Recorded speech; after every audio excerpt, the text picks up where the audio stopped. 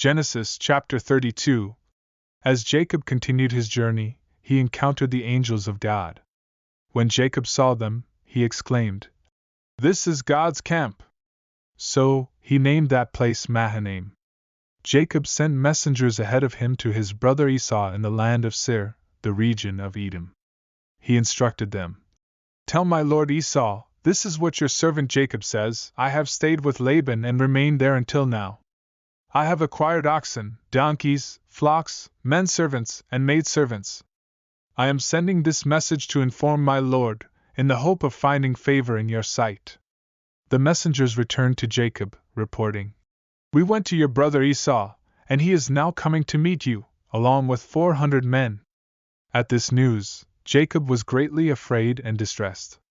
He divided the people who were with him, as well as the flocks, herds, and camels, into 2 groups. He reasoned, "If Esau comes to one group and attacks it, the remaining group can escape." Jacob then prayed, "God of my father Abraham and God of my father Isaac, O Lord, who said to me, 'Return to your homeland and to your kindred, and I will deal well with you.' I am unworthy of all the kindness and faithfulness you have shown to your servant. I crossed this Jordan with only my staff, and now I have become 2 camps. Please deliver me from the hand of my brother Esau, for I am afraid that he may come and attack me, as well as the mothers and their children. Yet you have said, 'I will surely treat you well, and I will make your descendants as numerous as the sand of the sea, which cannot be counted.'" Jacob stayed there for the night, and selected a gift for his brother Esau from his possessions. The gift included 200 female goats, 20 male goats, 200 ewes, 20 rams, 30 milking camels and their colts, 40 cows, 10 bulls, 20 female donkeys, and 10 male donkeys. He put each type of animal in separate groups and handed them over to his servants. Then he said to his servants, "Go ahead of me, and keep some distance between each group." To the servant leading the first group, he instructed, "When my brother Esau meets you and asks, 'Whose servant are you? Where are you going?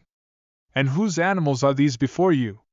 you are to reply, 'They belong to your servant Jacob. They are a gift sent to my lord Esau.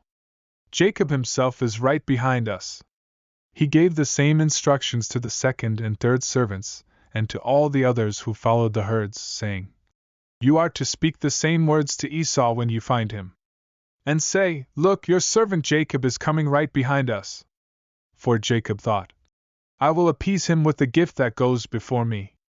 Afterward I can face him, and perhaps he will accept me." So, the gift went ahead of him, while he himself spent the night in the camp.